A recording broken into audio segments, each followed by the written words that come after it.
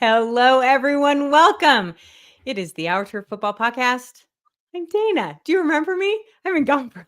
I was gone for a minute. These lovely ladies let me take a nice long vacation. I appreciate that so much. But joining me is Kate and is Sonia, and we are so glad that you guys are here with us tonight. Before we get started talking about this fantastic Pro Football Hall of Fame class and some camp news and all of that good stuff, we of course want to thank Donkey's Place Cheesesteaks for being our sponsor again this year. 3-4 years, I don't know.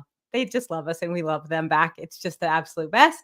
So you can always find Donkey's Place. They are in New Jersey, but they have 3 locations in New Jersey. Let's see. I haven't said this in a few months. Medford, Mount Holly, and Camden. Look at me. Totally remembered.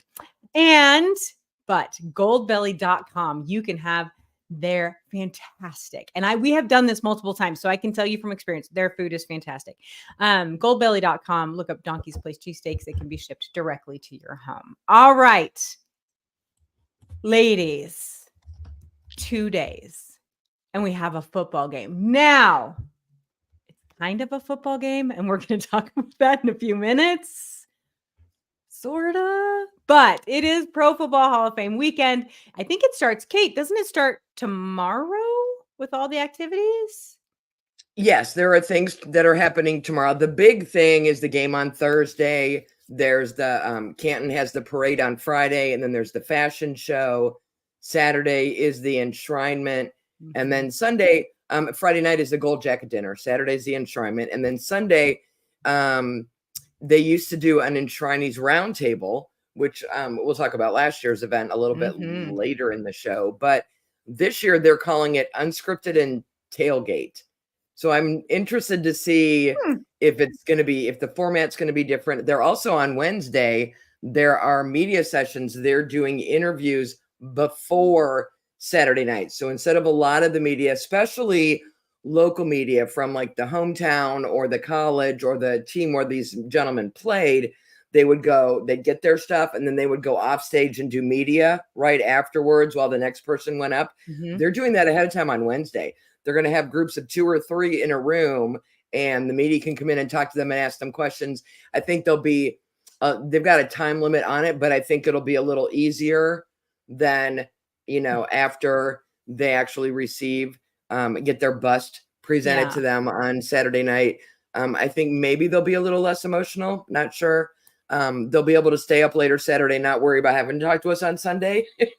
That's fair. So, it's fair. And plus, go ahead. So sorry. I was just going to say I always think right after they get their bus should be like family time, right? That's the time to celebrate with your family and not to be bombarded with media. So I'm glad that they've switched that up a little bit. And some of these can go pretty late. And oh God, yeah. From what I've seen, like I'm one of those idiots who's there until the last guy goes, right? Yeah. Like I still remember the year Kurt Warner was last, and I was there with some of the ladies that used to write for us way back in the day, and like 3/4 of the stands were empty, and we're like, you've waited for some of these gentlemen a really long time. We have a guy this year who's waited 35 years to get in.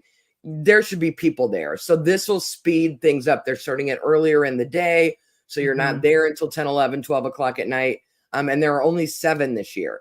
So I think they're mixing some things up. If you haven't gone, this is probably not the week to go because it's going to be insane and busy. But if you ever get a chance to go, the renovations and stuff they've got a whole village now.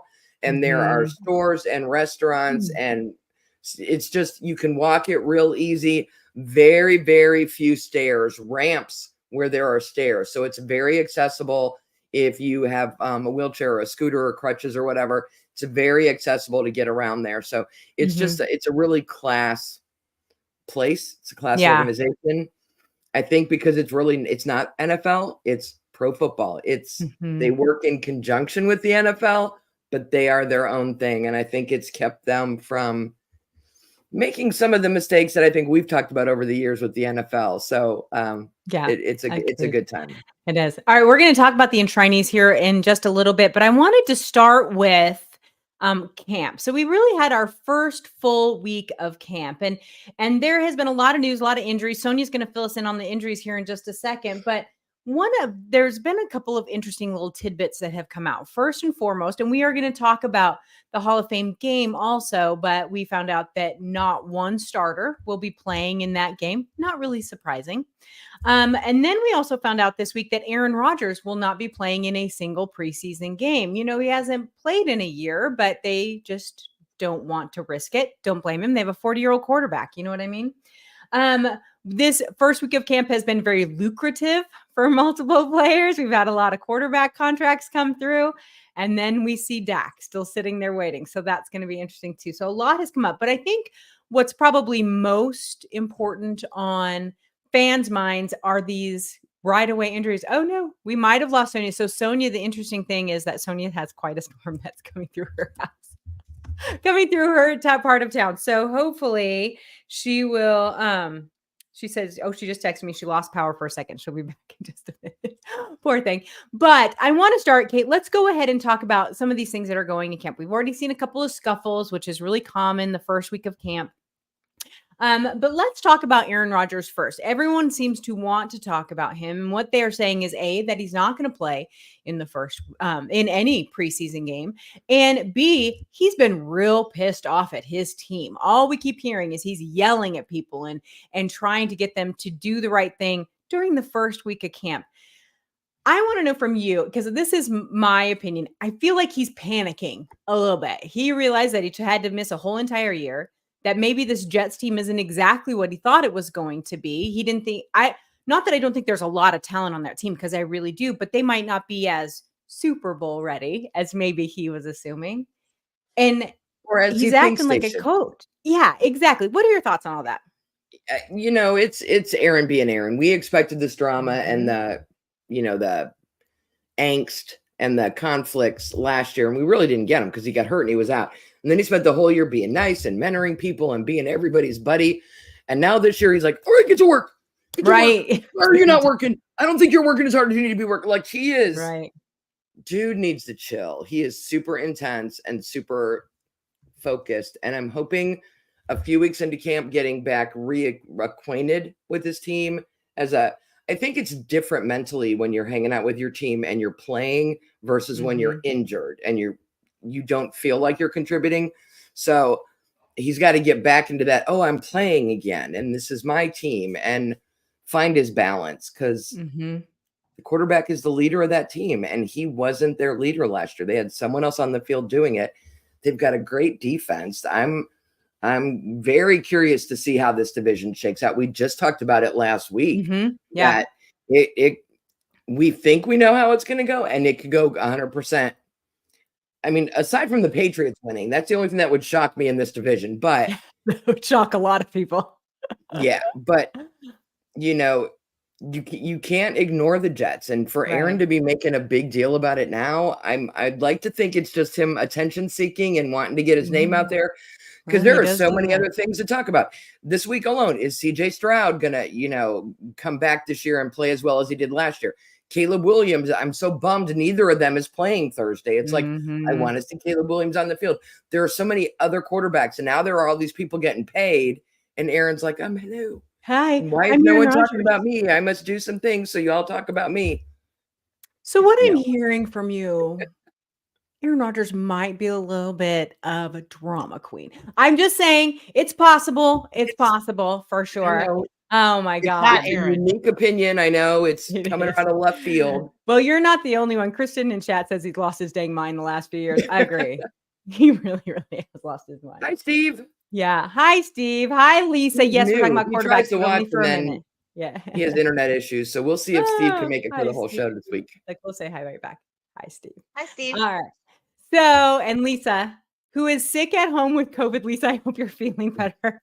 She says they're talking about quarterbacks. Not for long. Wait till we talk about the Hall of Fame, Lisa. Just saying. All right. So there's not a quarterback on the list, Lisa. I know. So there have been a lot of sad injuries already this beginning of preseason, one weekend. It's just heartbreaking, isn't it? Also came out news today that my Rashad Penny is retiring. That broke my heart, you guys. As a Seahawks fan, you wanted this kid to succeed so badly, but man, his body just wouldn't do it for him. And he just is injury after injury. And he's the nicest kid. So that just kills me. So love to you, Rashad Penny. But let's talk about these injuries just a little bit.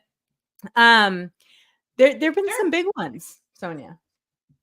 There have been a couple ACLs, season-ending surgeries, and some GI issues. I'm looking at you, Lamar. Lamar, are you ill? Oh my gosh. But yeah, there have been. I know, let's see. So going down our list here, we have, hang on. Okay, y'all, there's like a big fat windstorm, and so I lost power.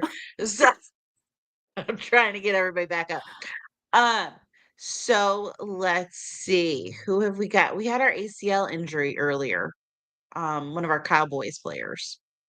Do you want me to give you a minute so you can look that back up again? You totally can. Yes. Yeah. Okay. So let's go on to the quarterback. No worries. So let's go on. If we want to talk about quarterbacks and injuries, Joe Burrow strained his damn calf again. Today? The Bengals fans are gonna lose their mind if he can't be healthy this season. Oh my God. That's just crazy. Literally. Oh Lord, that just would irritate me. All right, so let's talk about these quarterbacks a little bit. Like we mentioned, some of these quarterbacks got paid after 8 good games. Jordan Love. I understand. See, this is why I'm glad Lisa's not here today. I understand the idea of going rate. There's the going rate for quarterbacks. Yes. This is what you need to pay them. Could they have played well for more than 1 year before you bet the farm on them? I don't know. Jordan Love, more kudos to you. I think that it's just fine that you made this money. Fine is a 4-letter F word. Anyway, so he inked a 4-year, $220 million extension with Green Bay that includes $160 million guaranteed. Yep. Look at you, bucko. That's amazing. All right. And then we have Tua, which we're lucky Lisa's not here. I think she'd lose her damn mind. But Tua, with the Miami Dolphins, got a 4-year, $212.4 million deal with $167 million guaranteed. Now, you guys know I'm all about go get your money. This is not for long. I get it. But holy cow, is Dak going to be our first over 60? You think? I don't know that Jerry will do it. I just don't know that he'll do it. Somebody else might pay him over 60 a year, but I don't know if Jerry will. I don't know that he deserves it. Maybe he needs to win a night game or a playoff game to get 60. Wow. I'm yeah. I mean, it's facts though. It is facts because he's got to kind of earn it just a little bit, right? And I don't know if Jerry is going to want to do that. I don't think he will, honestly. Yeah, it's true. So Steve said on here, it says it's an open market in which everyone pays what the quarterback they think is worth, keep them away from other people. That's a huge part of it, is keeping them away from other people. As long as fans are willing to pony up the money, salaries are going to get bizarre. Agreed. But at the same time, we have to look at some of these. So everyone kept comparing Patrick Mahomes is underpaid. Oh my God, Patrick Mahomes is underpaid. His contract is still the highest value contract in the NFL. Is he the highest per year? No. Are they going to fix that? Hell yeah, they're going to. But right now he still has the highest value. But at the same time, if you don't want your quarterback to go somewhere else, that's what they're paying them for. It used to be, in my opinion, that they would have these quarterbacks, they paid them for their performance. That's obviously not what's happening any longer. And no shade to Love. His end of last year was amazing. And maybe he'll just pick up on that and roll with it. And he's their guy, right? But at the same time, he's not proven that. Dak has proven he is a fantastic in-season quarterback. He'll get you to the playoffs. He just can't win a playoff game. And so what becomes more valuable? Keeping him away from other teams or paying him for future performance if he can ever get over that hump? That's going to be what Jerry comes down to. Jerry's old school. I just don't know that he'll do it. It'll be interesting. A couple of quarterback battles that are going on too. You guys know this makes me so happy. Okay, so The biggest couple of quarterback battles that are going on in camp right now, we have Las Vegas. So you basically have Gardner Minshew and is it Adrian O'Connell, right? Back and forth, back and forth. They bring Minshew in. It's going to be interesting to see who they end up going with. O'Connell was with them at the end of last season, so we'll see where they end up. But the better one is in Denver, which is a mess. So Ben Albright said, if you guys don't follow Ben Albright, he's a radio reporter in Denver. But anyway, he's very well connected. And he said right now it's Stidham's team. Like, what? It's horrible. So you have Bo Nix. You don't think there's a battle going on in Pittsburgh? I do think there's a battle. I just don't know how long it'll last. So I think it's a little battle. I still think they're going to hold on to Fields. But let me finish about Denver, making fun of Denver, and then we can go talk about Russ. There's always time in my life for someone to make fun of Denver. Come on. Right. So, you have Bo Nix, their rookie, who I think will end up with this job. And then you have Stidham, and then you have Zach Wilson. And none of them have been great. And it's been kind of a disaster. But at the same time, they're all kind of equal. I just keep thinking Bo Nix, if he can show any shine, I think that Sean Payton will play him for experience, if nothing else. Sonia, what do you think? You're muted, love bug. Y'all, my dog was trying to tell me things. So, anyways, I think Bo Nix I think is his job to lose, honestly. I think that if he shows that he can do it and can manage things, Sean will ride with him. I think in Pittsburgh, kind of getting there a little bit. Yeah. I don't think it's going to be Justin's job that easily. Russell has been hurt, going back to injuries. He, kind of tweaked his ankle a little bit. And he's been on the sideline some, but I still think it's his job to lose, like Lisa said, in the chat there. So I agree. I think it's going to be more so, Russell Wilson. I was about to say Russell Wilson, and Roman Wilson's injured too. Roman Wilson got hurt today. I saw it. The headline was like Wilson injured, and I'm like carted off the field, and I'm like, Justin's gonna play. Russell's hurt, and I'm like, oh, the other Wilson. And it's so funny. This is the comment they're talking about when she said, "No, it's Wilson's to lose." I thought she meant Zach Wilson. And I'm like, what the hell are you talking about, Lisa? Oh, Russell. Sorry. Go ahead. Too many Wilsons. Yeah. Too many Wilsons. But yeah. So just interesting battles. But yeah, I think Justin's in a better spot, but I don't think he has the talent to take over Russell, at least right now. I agree. Camden had a really good point here about Jerry. Jerry using the $12 billion DirecTV lawsuit as an excuse to underpay Dak. It might be. He'll find a reason. I'm sure of it. He'll find a reason. And Dak's going to have to decide where he wants to be. So that'll be really interesting. So, all right. So that is. I love making fun of Denver. It makes me real happy. So let's go ahead and move on. Sorry, Denver fans. It's not your team. It's just your coach. So sorry. All right. So let's move on to this 2020. Oh, wait. No, I want to hear about the injuries. Sonia, did you get those pulled up? Okay. Yes. So I got those pulled up. So earlier in the week, we lost Cowboys edge rusher Sam Wilson with a torn ACL. That's the one I was talking about. I think that's going to be, it'll be a loss, but I don't think it's going to be as huge a loss. But still, we'll see. Who else has gone out? The Lions kicker, Mike, got hurt and will need surgery. Actually, I was really kind of surprised that it was going to be season-ending surgery with just a hamstring, because hamstrings, serious. It must be really, really bad, because usually it's just ouch, pull it, and rest it up a couple weeks. But when you're a kicker, you only have one job. And you only have one hamstring on one leg. Exactly. That leg.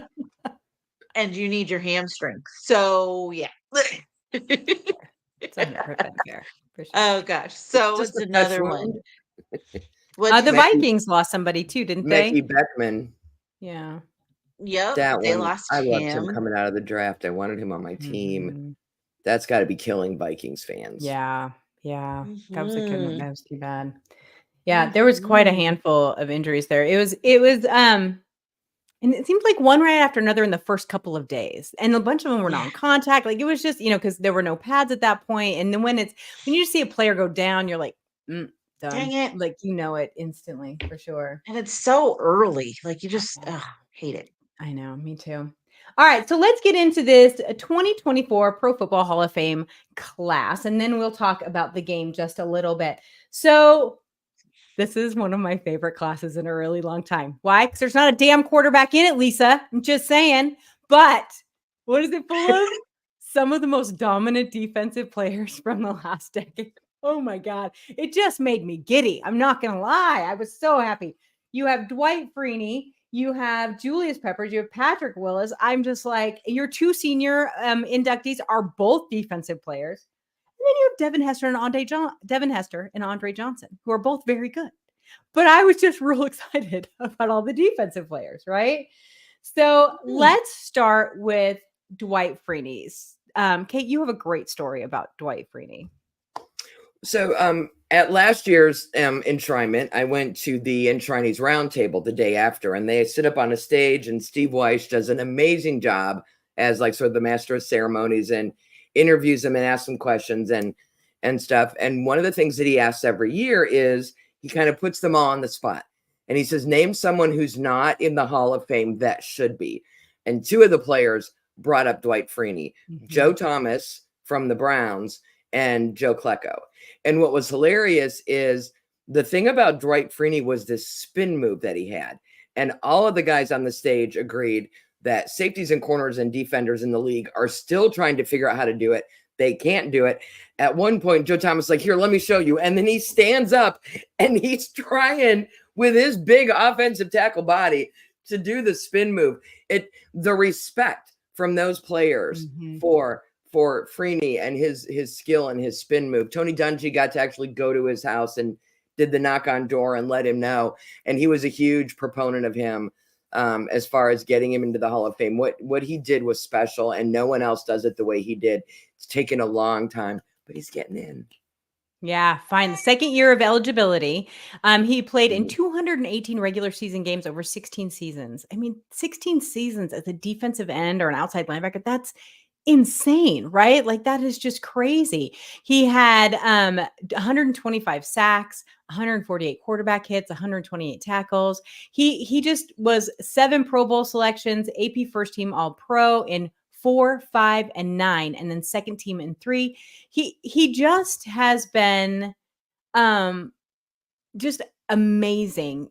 And he has, if you talk to so many of defensive players now, he is like an idol to them. And so it's thrilling that, that he finally, well, I say finally, because he really should have been a first ballot, in my opinion. I think he It should have feels been. like it's been longer because he played with Peyton. Right. He Yeah. played with the Colts with Peyton, and everyone paid so much attention to Peyton Manning, and Marvis Harrison, and Reggie Wayne that it's like they had a really good defense, which helped because you've got great field position and you've got time of possession and all the it was a very balanced team, and it feels like Peyton's been done for so long, and Dwight played for quite a few years. As you said, this is only his second year of eligibility. It just feels to me like longer. It's been forever since I saw him on the field. Agreed. Our next player up is one of the senior players, Randy Gradishar. I think it's Shar. He played from 1974 to 1993 or 1983 with the Denver Broncos. I was about to say, what?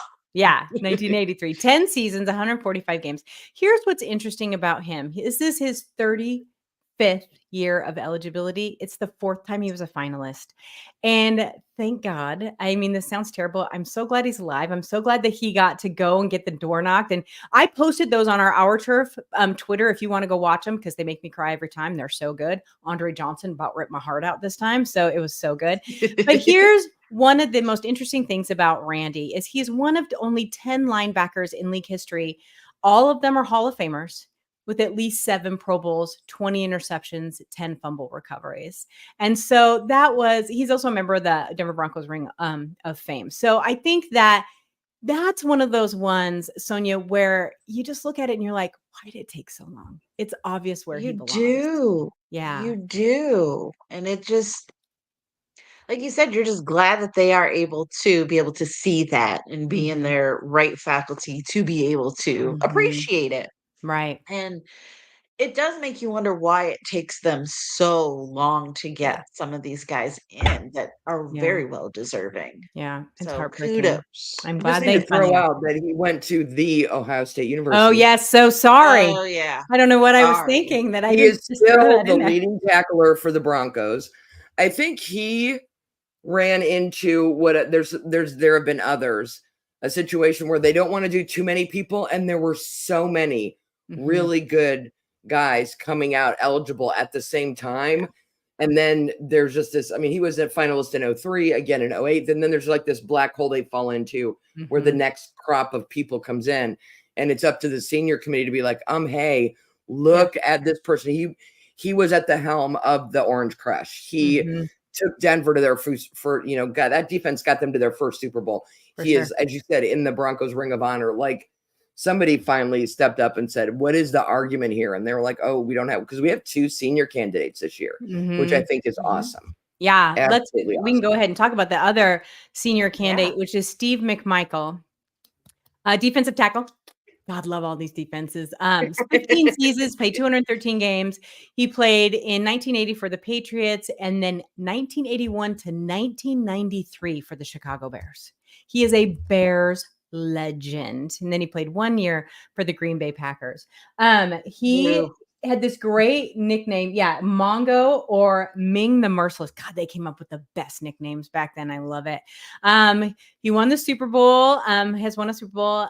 He has first team All-Pro 3 times, and then 2 Pro Bowl nods. Sadly, Steve is battling ALS. So if you go watch that knock video, he is in it, but it's really his wife that does the talking for him. And it gets you just a little bit there. It's just, but he is still a Bears legend. Absolutely. Without question. So, all right, let's go ahead and talk about some of these offensive players that managed to show up in the middle of this. Just kidding. So we have Devin Hester. I love Devin Hester, right? I've always loved Devin Hester. He's fantastic. He is in as a punt returner, kick returner, and wide receiver. And I love that. They just put it all out there because why? Because he could do anything you wanted. Literally. And I would like to remind everyone that he played for 1 season for the Seattle Seahawks. So his last team was my team. But 2006 through 2013 with the Chicago Bears, another Bears legend, right? Then he played for 2 seasons for the Falcons, a season for the Ravens, and a season for the Seahawks. 11 seasons total, 156 games. He is the only person who has ever opened a Super Bowl with a 92-yard kickoff return for a touchdown. Yep. It's one of my favorite plays of all time. Devin Hester was just fun, if you ask me. Sonia, what do you think? Oh, Lord. I'm sorry. Let me get this up for Lisa. Yes, he's from the U. Thank you, Lisa. Okay, sorry. Anyway, no, he was a speedster. Like, when you think of him, you just think of fast. I mean, like, people, like, I remember watching games like, why are we kicking to Devin Hester? Why are you kicking to Devin Hester? Like, that was Stop it, please. Right, exactly. Why are you kicking to Devin? You don't kick to Devin Hester. But he was pure speed and, like you said, pure fun, just fun to watch. I'm glad he's able to get in and recognizing that talent. You know, a lot of people are like, oh, he's just a punter. And no, he's not just a punt returner. He also did some really good things as a wide receiver, too. So great to see him in. Glad he got in. Glad he was able to make it in. He is only one of 2 return specialists in the NFL 100 all-time team. That tells you everything you need to know about Devin Hester, right? I had to come around to this. When I saw that he got in, I'm like, really? Yeah. Really? But I think, Dana, one of the words that you used, it is something that popped into my mind. He's fun. He's fun to watch. He's one of the fun things about football. He's highlight reels. To Sonia's point, they kept kicking it to him, daring him to do it. And he returned 16 touchdowns, over 3,300 yards. I mean, I guess if we're going to ever have a Hall of Fame game of Hall of Famers and the best at each position, you know, we finally got enough kickers to place kickers and field goal kickers and punters. Now I got to have a punt returner. I've come around on it, but when I first saw it, I will admit it took me a minute to be like, really? Yeah. Yeah, I love this one. Yeah. Love it. All right. Our other offensive player that is there is Andre Johnson. He's been a finalist all 3 years of his eligibility. Obviously, he is most known for playing from 2003 to 2014 for the Houston Texans. He is a Texans legend. Then he played for 1 season with the Colts, 1 season with the Titans. He is surpassed 1,000 receiving yards 7 times in his career. That is how good Andre Johnson was. And I understand there's a backlog of wide receivers. I'm glad that he broke through that because he deserved it for sure. He had 3 career games with over 200 receiving yards, first team All-Pro twice, selected to 7 Pro Bowls. He was a member of the 2003 All-Rookie team, and he was the first player ever selected into the Texans Ring of Honor in 2017. This Andre Johnson, I think, he's always been known as a super nice guy in the NFL. People really liked him. I'm telling you, his knock will make you cry. And it was nice to see him. It was nice for the Texans. I mean, really, this is kind of their first. I mean, we know JJ Watt's going to go right in when he can. We get all that, but this is kind of really their first guy. You know what I mean? Does that make sense? Agreed. Well, as soon as you said that he played for the Texans, my brain went, the Bears are playing the Texans, and we got some Bears and Texans getting in. You usually don't have as many guys from the teams. They try. This year, but this year Canton's going to be full of people because the Chicago folks will drive and the Texans folks will fly. It's going to be packed with Bears and Texans fans. Right. All right. So now let's talk about my 2 favorites. Okay, Lisa, we see you. Oh, I don't even see you, Lisa. I don't even care today. Oh, yes, Lisa, we got you. Okay, wait for Miami. Okay, my 2 favorite players to get in this year. First year eligibility, Julius Peppers. God love you. One of my favorite players of all time. Defensive end, 2002 to 2009, and then again 17 to 18 with the Panthers, and then he played for the Bears from 10 to 13, and then 14 to 60 with the Green Bay Packers. 17 amazing seasons, 266 games. The only player in NFL history with at least 100 sacks and 10 or more interceptions. Second time with 52 career forced fumbles. He is a beast, and I loved him. He's the Panthers franchise leader in sacks, forced fumbles, blocked field goals, 8 blocked field goals. God, how do you guys not love defensive players so much? They just make me so happy.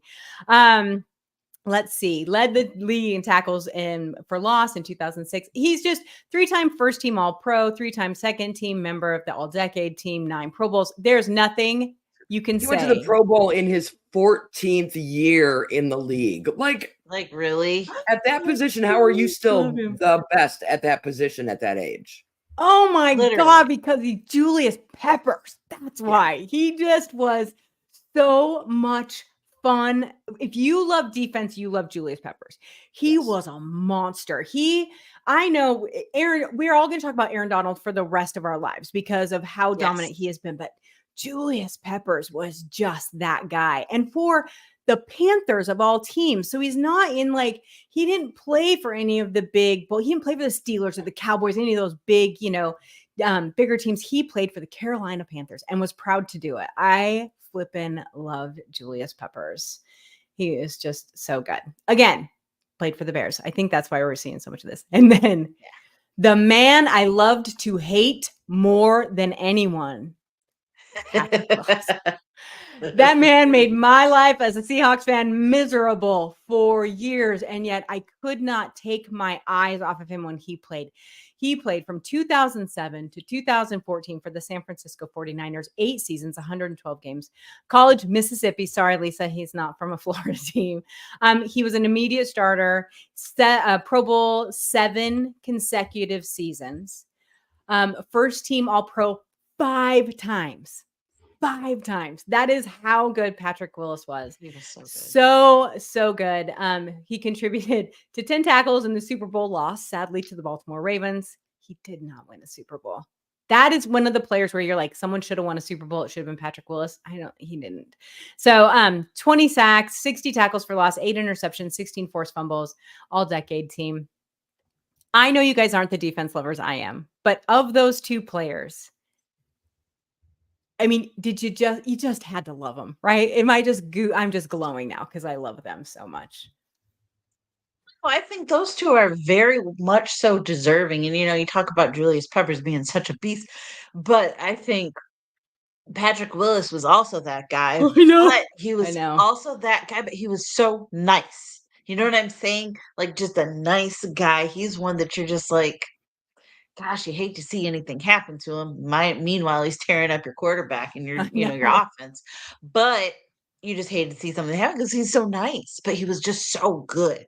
So good. He Both of made them. Russell Wilson's life Yes. hell for a long time. Yeah, he For did, a didn't couple of he? years. He was like, when he retired, we're all like, you know what I mean? Thank God. Oh, great. We have Aaron Donald. We, had Patrick Willis. Now we get Aaron Donald. How fun. Thanks so much, you guys.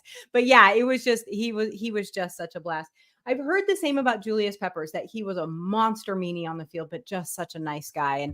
And I think, Kate, what it comes to down for this is that quarterbacks get so much glory. And you guys know that bugs me so much. But this draft class, this enshrinement class, sorry, not draft class, enshrinement class, it just is defensive elite. It makes me happy. You want to talk about draft class? Julius Peppers and Dwight Freeney both went in the first round of the 2002 draft. They went number 2 and number 11.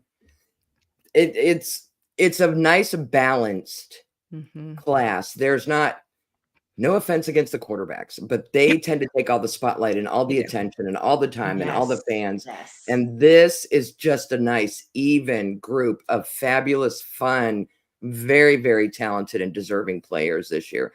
And I love that there's 7. Anything less than 8 just makes it manageable for the evening and the festivities and everything. I'm super excited for this year's ceremonies and stuff. So yeah, I think it's a really good class for people who genuinely love the sport of football. They know every one of these guys. They know what they've done, and they play with a purpose. Yeah. Love it so much. Now let's take just a couple minutes. I know we're a little over, but let's take a couple minutes and talk about this game. So the Hall of Fame game is on Thursday night. It is between the Chicago Bears and the Houston Texans. Makes sense, right? So if somebody of the Bears players that are going to be there, it was announced today by both head coaches that there will not be none of the starters will play in this game. And that's logical. They've literally had 1 week of practice, right? I'm interested. These two teams are interesting to me outside of the preseason. Well, really outside of the Hall of Fame game, because there's so many expectations put on both of these teams. One, you have the Chicago Bears, who have Caleb Williams, Roma Dunes. They have all of these new players. They just re-signed DJ Moore. We didn't even mention he got a monster contract just a few minutes ago. And so there's so much expectation that they are putting on these kids' shoulders. Then you look at the Houston Texans. They did the same thing to them last year, and they stepped up to the plate. The Texans blew everyone out of the water. No one expected what we got out of them. So it's almost like the Bears are where the Texans were last year, but the Texans' expectations are, can you do it again?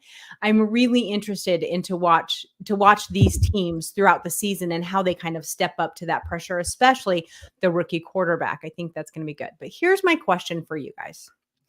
I'm beginning to think that maybe the Hall of Fame game should be moved.